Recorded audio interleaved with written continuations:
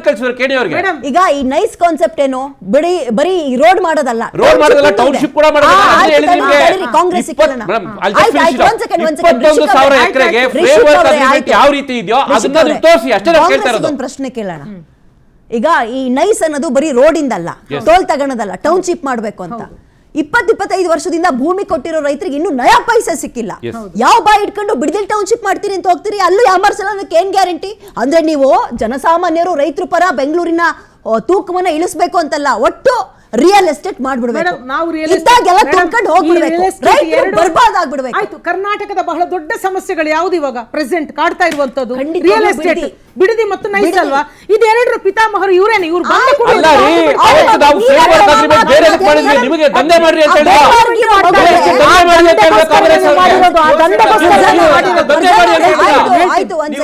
ಗಿಡ ಬೆಳೆಸಿದ್ವಿ. Bidadi and nice ಇದೆರಡನ್ನೂ ಕೂಡ ಒಬ್ರು ದೇವೇಗೌಡರು, ಇನ್ನೊಬ್ರು ಕುಮಾರಸ್ವಾಮಿ ಅವರು ಅಲ್ವಾ, ಅದನ್ನ ಮುಂದುವರ್ಸ್ಕೊಂಡು ಹೋಗ್ತಾ ಇರೋದು ಡಿ ಕೆ ಶಿವಕುಮಾರ್.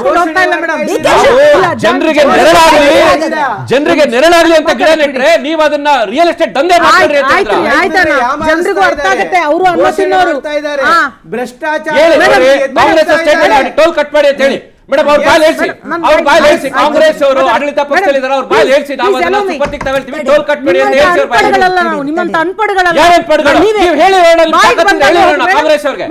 ಕಾಂಗ್ರೆಸ್ ಅವರಿಗೆ ತಮ್ಮ ಮಾಧ್ಯಮದ ಮುಖಾಂತರ, ವಿಸ್ತಾರ ಮಾಧ್ಯಮದ ಮುಖಾಂತರ ನಾನು ಕೇಳ್ತಾ ಇದ್ದೀನಿ, ಆಡಳಿತ ಪಕ್ಷದಲ್ಲಿರುವಂತ ಪ್ಲೀಸ್ ಸರ್, ಕಾಂಗ್ರೆಸ್ ಪಕ್ಷದವರು ಟೋಲ್ ಕಟ್ಬೇಡಿ ಅಂತ ಹೇಳಿದ್ರು. ದೊಡ್ಡ ಪ್ರಾಜೆಕ್ಟ್ ಅನ್ನ ಒಂದು ಮಾತಲ್ಲಿ ನಿಲ್ಸಕ್ ಆಗುತ್ತೆ.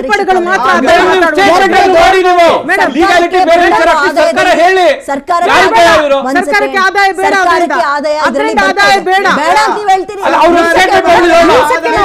ಕಾಂಗ್ರೆಸ್ ಸರ್ಕಾರಕ್ಕೆ ಒಂದು ಮಾತಲ್ಲಿ ಟೋಲ್ ಕಟ್ಬೇಡಿ ರಾಜ್ಯ ಇದೆ, ಅದನ್ನೆಲ್ಲ ಏಕಾಏಕಿ ಮಾತಾಡ್ತೀರಾ? ಸ್ಟೇಟ್ಮೆಂಟ್ ಮಾಡಲಿ, ಅಟ್ಲೀಸ್ಟ್ ಸ್ಟೇಟ್ಮೆಂಟ್ ಮಾಡಲಿ ನೋಡೋಣ. ನೀವು ರಾಜಕೀಯ ಪಕ್ಷದವರ ಬಾಯಿಗೆ ಬಂದು ಮಾತಾಡ್ತೀರಾ? ಏನು ನೋಡಿ, ಸ್ಟೇಟ್ಮೆಂಟ್ ಟೋಲ್ ಕಟ್ಬೇಡಿ ಅಂತ ಸ್ಟೇಟ್ಮೆಂಟ್ ಮಾಡಿದಿರ್ತಾರೆ, ನೀವು ಮಾಡಿ ಮಾಡಿ ಸ್ಟೇಟ್ಮೆಂಟ್. ಜನ ಪರವಾಗ್ತಾರೆ ಕಾಂಗ್ರೆಸ್ ವಿರೋಧ ಮಾಡಿ ಸ್ಟೇಟ್ಮೆಂಟ್ ಮಾಡೋಣ. ನಾನು ಹೋಗಿ ಒಬ್ಬ ಅನ್ಎಜುಕೇಟೆಡ್ ಅನ್ಸ್ಪಡ್ತಾರೆ ಹೋಗಿ ರೋಡ್ ಸೈಡ್ ಕಾಂಗ್ರೆಸ್ ಸ್ಟೇಟ್ಮೆಂಟ್ ಮಾಡಲಿ, ಟೋಲ್ ಕಟ್ಬೇಡಿ ಅಂತ ಒಂದೇ ಸ್ಟೇಟ್ಮೆಂಟ್ ಹೇಳಿ ನೋಡೋಣ. ಕಾನೂನಾತ್ಮಕವಾಗಿ ನಾವು ಹೋರಾಡೋಣ, ಆಗ ಈಗ ನೀವು ಟೋಲ್ ಕಟ್ಬೇಡಿ ಅಂತ ಹೇಳಿ, ರೈತರ ಜಮೀನನ್ನ ವಾಪಸ್ ಕೊಡ್ತೀವಿ ಅಂತ ಹೇಳಿ, ರೈತರ ಜಮೀನು ವಾಪಸ್ ಕೊಡ್ತೀವಿ ಅಂತ ಹೇಳಿ, ರೈತರ ಜಮೀನು ತೋರಿಸಿ. ಟೋಲ್ ಕಟ್ಬೇಡಿ ಅನ್ನೋದು ಪುಡಾರಿಗಳ. ಹೌದು ಮೇಡಮ್, ಹೌದು ಹೌದು, ವಾಪಸ್ ಇಲ್ಲ ಕೇಳಲ್ಲ, ನಾನು ಹೇಳ್ತೀನಿ. ಟೋಲ್ ಕಟ್ಬೇಡಿ ಅನ್ನೋದು ಪುಡಾರಿಗಳ ಮಾತು ಅನ್ನೋದಾದ್ರೆ ಕುಮಾರಸ್ವಾಮಿ ಅವರ ಸ್ಟೇಟ್ಮೆಂಟ್ ಪುಡಾರಿಗಳ ಮಾತು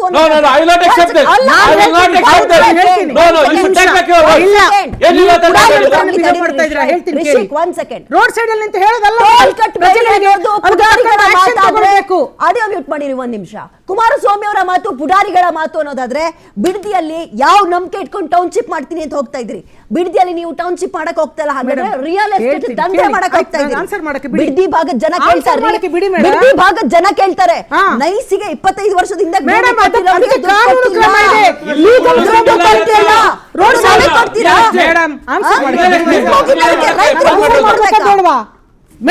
ನಾನು ರೋಡ್ ಸೈಡ್ ಒಂದ್ ನಿಮಿಷ ನನಗೆ ಪ್ರಶ್ನೆ ಕೇಳಿರೋದು. ಮೇಡಮ್ ರೋಡ್ ಸೈಡ್ ಅಲ್ಲಿ ನಿಂತು ನಾನು ಹೇಳ್ಬೇಕಾ ಹೋಗ್ರು ಕಟ್ರು ಬಿಡ್ರಿ ಅಂತ ಪುಡಾರಿಗಳ ತರ, ಅಥವಾ ಅದಕ್ಕೆ ಕಾನೂನು ಆಕ್ಷನ್ ತಗೊಳ್ಬೇಕಾ?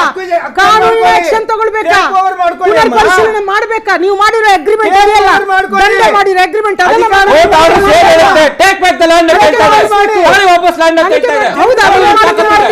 ರೋಡ್ ಸೈಡ್ ಅಲ್ಲಿ ಅಂತ ಹೇಳ್ಬೇಕಾ ಮೇಡಮ್? ನಾನು ಅದು ಪುಡಾರಿಗಳ ಮಾತಲ್ವಾ? ಅದು ಜವಾಬ್ದಾರಿ ಮಾತಾದು,